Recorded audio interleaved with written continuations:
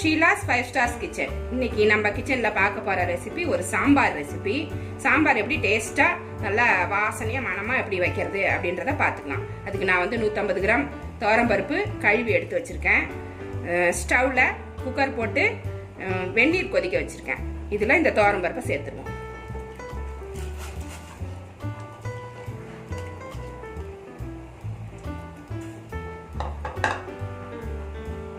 கொஞ்சமா மஞ்சள் பொடி போட்டுக்கலாம். கலந்து விட்டுருங்க. ஒரு 3 விசில் வந்தா வெந்து போயிடும். ஒரு 3 விசில் வரட்டும். உங்க குக்கர்ல எவ்வளவு விசில் வச்சா வேகும் அப்படின்றத பார்த்து நீங்க வேக வச்சு எடுத்துக்கோங்க. ரொம்ப குழக்குழன்னு ஆயிடக்கூடாது. ரொம்ப குழக்குழன்னு இருந்தா சாம்பார் நல்லா இருக்காது. கொஞ்சம் மலர்ந்த மாதிரி இருக்கிற மாதிரி எடுத்துக்கோங்க. அதுக்கப்புறம் அதை லைட்டா கடைஞ்சிடலாம். அப்பதான் அது டேஸ்டா இருக்கும். ரொம்ப குழக்குழன்னு இல்லாம மலர்ந்த மாதிரி வேக வச்சு எடுத்துக்கலாம். பருப்பு வந்து எடுத்து வச்சாச்சு. இப்போ பாத்திரம் ஒன்று ஸ்டவ்வில் போட்டிருக்கேன் சாம்பார் வைக்கிறதுக்கு. இந்த பாத்திரம் சூடான உடனே நம்ம நல்லெண்ணெய் ஊற்றிக்கலாம். நல்லெண்ணெய் ஊற்றினா சாம்பாருக்கு ரொம்ப நல்லா இருக்கும். நீங்கள் வேணால் சன்ஃப்ளவர் ஆயில் ஊற்றிக்கலாம். நான் நல்லெண்ணெய் ஊற்றுறேன்.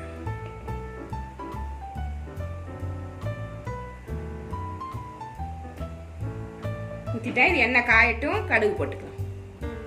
எண்ணெய் காஞ்சிருச்சு. கடுகு உளுத்தம்பருப்பு போட்டுக்கலாம்.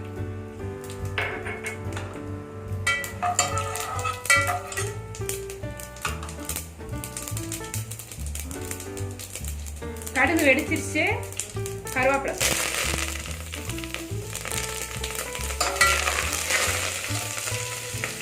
ஒரு 100 கிராம் சின்ன வெங்காயம் நீளமா கட் பண்ணி வச்சிருக்கேன். 2 பச்சை மிளகாய் கட் பண்ணி வச்சிருக்கேன். அதையும் இது கூட சேர்த்து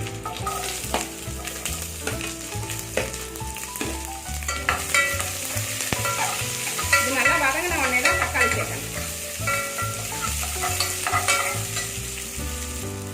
வெங்காயம் வதங்கிடுச்சு. நம்ம தக்காளியை சேர்த்துக்கலாம். 2 தக்காளி கொஞ்சம் பெரிய சைஸா இருந்துச்சு.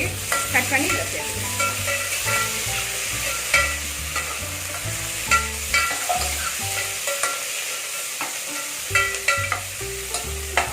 முள்ளங்கி கட் பண்ணி வச்சிருக்கேன். ஃப்ரெஷ்ஷா இருந்துச்சு முள்ளங்கி. அதனால இன்னைக்கு நான் முள்ளங்கி சாம்பார் வைக்கலாம் அப்படின்றதுக்காக இதை கட் பண்ணி வச்சிருக்கேன். 3 முள்ளங்கி எடுத்துருக்கேன். இதையும் இது கூட சேர்த்து லேசா வதக்கினா போதும்.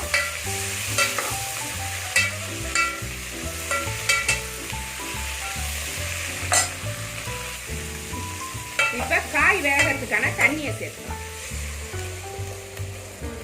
கொஞ்சமா சேர்த்துக்கோங்க. பருப்பு கூட வேற கொஞ்சம் தண்ணி இருக்கு. இது கொஞ்சம் வெந்த உடனே தான் நம்ம பருப்பை சேர்க்க போறோம்.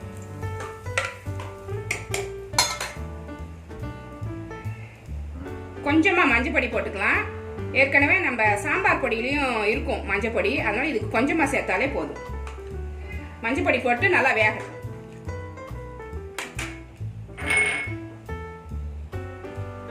உப்பையும் இது கூட சேர்த்துடலாம்.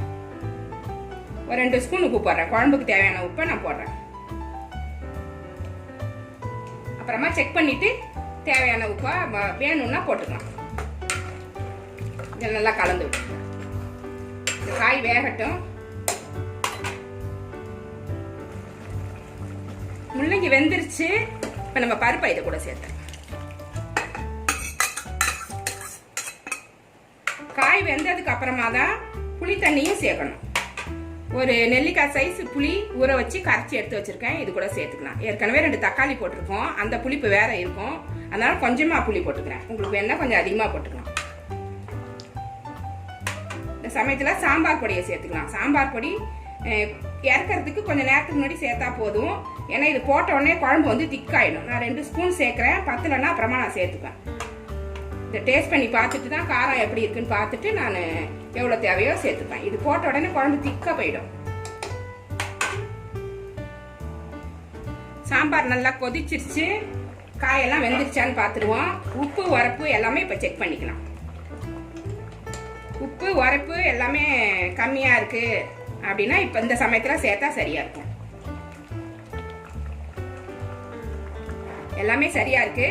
உங்களுக்கு காரம் தேவைன்னா இன்னும் கொஞ்சம் சாம்பார் பொடி போட்டுக்குங்க. இந்த சமயத்துல ஒரு துண்டு வெல்லம் போட்டீங்கன்னா நல்ல டேஸ்டா இருக்கும். தேவையில்லைன்னா விட்டுருங்க. ஆனா ஒரு துண்டு வெல்லம் போடும்போது இது சமப்படும், நல்லா இருக்கும். டேஸ்ட் சூப்பரா இருக்கும். இப்ப நம்ம கொத்தமல்லி தழையை தூவிக்கலாம். நம்ம கமன்னு சாம்பார் ரெடி ஆயிடுச்சு. வீடே வாசமா இருக்கு.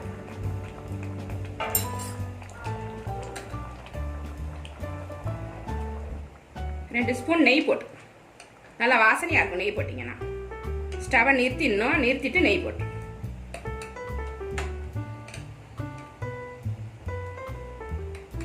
நெய் போட்டு ரெடி ஆயிடுச்சு. நம்ம சாம்பார் ரெடி ஆயிடுச்சு.